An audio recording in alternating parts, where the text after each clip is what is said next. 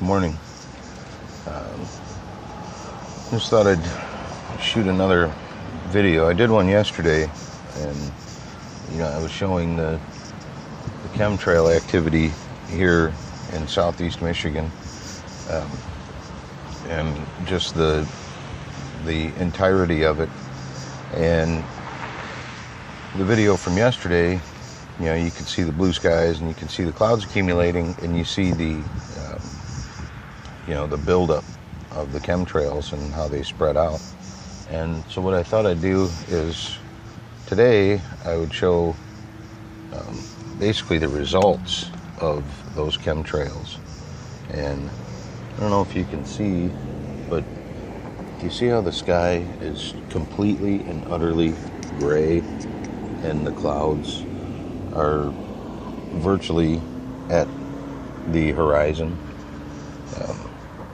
What this is the accumulation of the spraying. And something else I wanted to point out is, if you can see right there is a cell tower, or what they call a GWEN tower.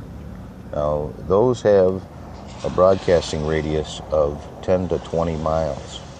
And somebody had mentioned something in a post or a comment on another page that I was looking at on Instagram, and they mentioned these GWEN towers. And so what I did is I took a few minutes to try to, get some information on these GWEN towers. And what I've come up with and what I've discovered is that the GWEN towers, all those little, emitters that you see on them, generally speaking, there is like 15 to 18 of those located on those towers. And apparently there's a site which, my research into this is very limited at this point. I haven't checked it out too terribly much, but I have learned some things which to me sort of tie in together with some of the other plans that I've discovered or researched. But those little transmitters, or the emitters, there's like 16 to 18 of them on each of these towers. And the towers, apparently you can research who owns each of those little emitters, and because apparently each one is a different company that's emitting the cellular transmissions.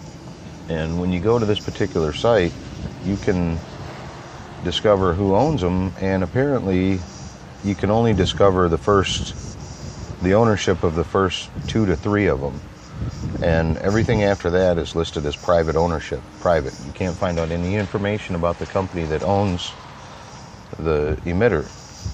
And from what I'm discovering, and again, this is very limited research, and it's just, I basically just dipped my toe in the water. But apparently those emitters transmit electromagnetic frequencies as well as microwave transmissions. And from what I understand, the broadcasting range is 10 to 20 miles. And you can actually drive up and down the road. This tower that we're looking at now is located approximately 3 blocks from my house. And from what I understand, the emissions that come from them are electromagnetic frequencies and microwaves. And the microwaves, from what I can gather, is adjustable to the point where they could actually fry every living thing within that 10 to 20 mile radius if they so chose. Now, the reason that I started off showing the chemtrails, or the result of yesterday's chemtrails, is because you see how the atmosphere, or the clouds, how they've accumulated to the point where they're so dense that it seems that they're filling the entire horizon from the surface through the entire dome, the apex. And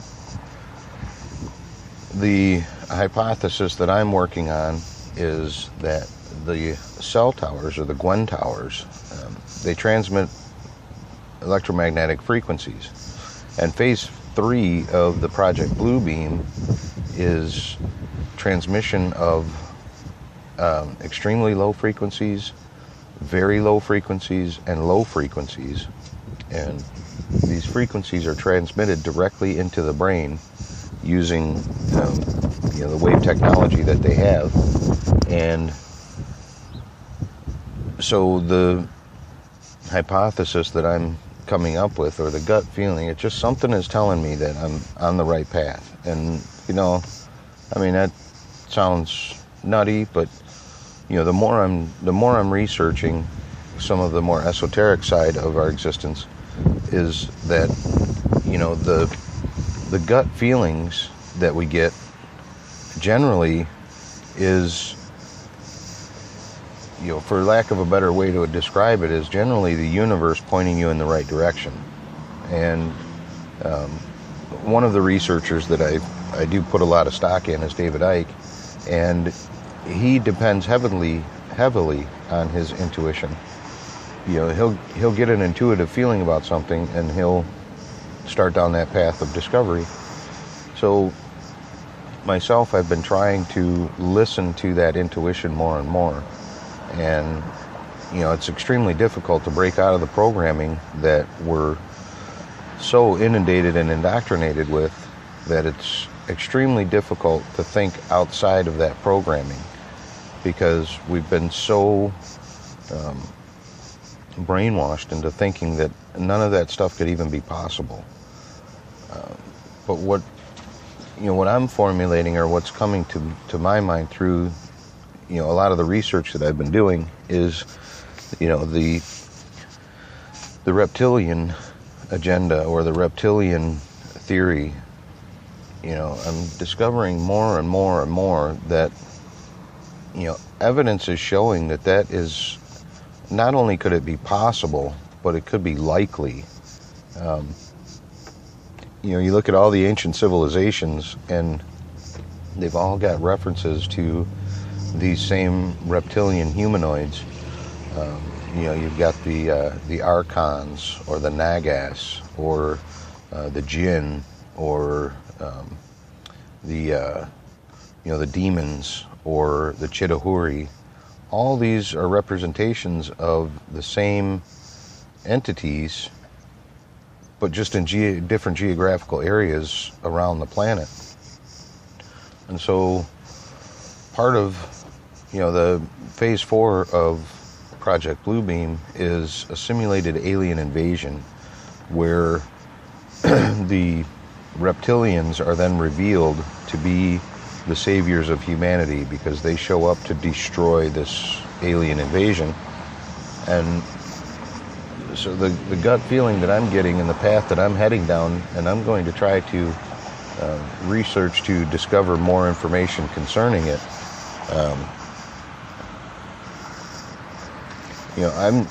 I'm getting a strong feeling that they're actually terraforming the planet. Because there's been witnesses who have testified under oath to the blood sacrifices of the royal family at the Balmoral Castle, and I think that's in Scotland. There's also another place. It's the Black Mothers. I forget exactly the name of it, but it's another location. I want to say it was in Morocco. It could be in France. I can't remember exactly, but I do remember specifically the Balmoral Castle and these blood sacrifices where these reptilians were shape-shifting. And these are people that don't they don't have an agenda as to fame and fortune. It's more of a they want to get their story out, because they're worried that if they don't, they may disappear and nobody will know what's happened.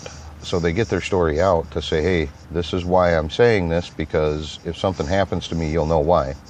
So you have, one of the people attending, out of a whole list of people that I could list off, but one of them was Baron Guy de Rothschild, which leads me to believe the charge that the royal family, the Rothschilds, the Rockefellers, a lot of these hidden hand cabal Bilderberg group members, in reality, could be the shape-shifting reptilians.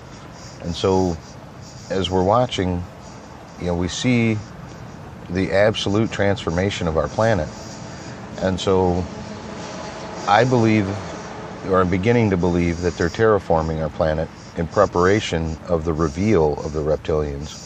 And so, they show that cell tower because that GWEN tower, it does transmit radio frequencies, low-level radio frequencies, electromagnetic frequencies, the same type of technology they intend to use in assistance with the 3D holograms for Project Bluebeam.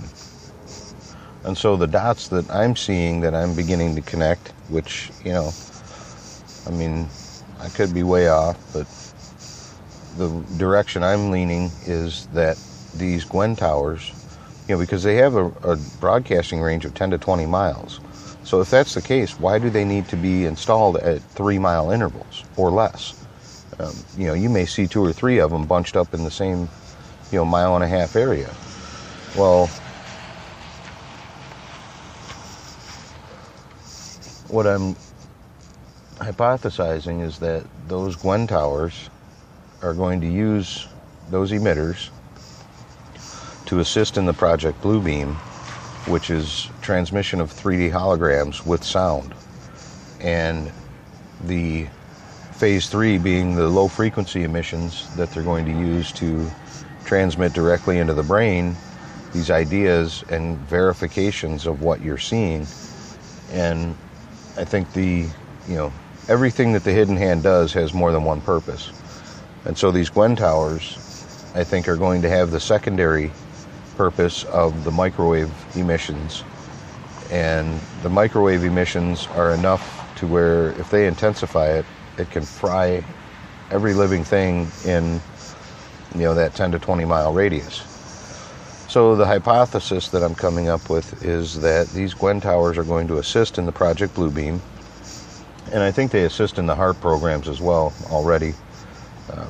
But they'll assist in the Project Bluebeam with the holograms, with the low-frequency transmissions. And if that doesn't work, then they have the alternative of switching on the microwaves, which, that leads me to think that the microwave technology may be part of what they incorporate into the rewilding as part of Agenda 21. The elimination of human occupation in certain areas of the country to rewild it, quote unquote, to allow the wilderness to reclaim what man has taken. So I just wanted to put this out because that GWEN tower is 3 blocks from my home, and a lot of this information is very new to me. So I thought, I should probably get it out to anybody who stumbles across this to, maybe look into it for themselves and what these GWEN towers are all about. So anyhow, I hope it helps, and I thank you for your time.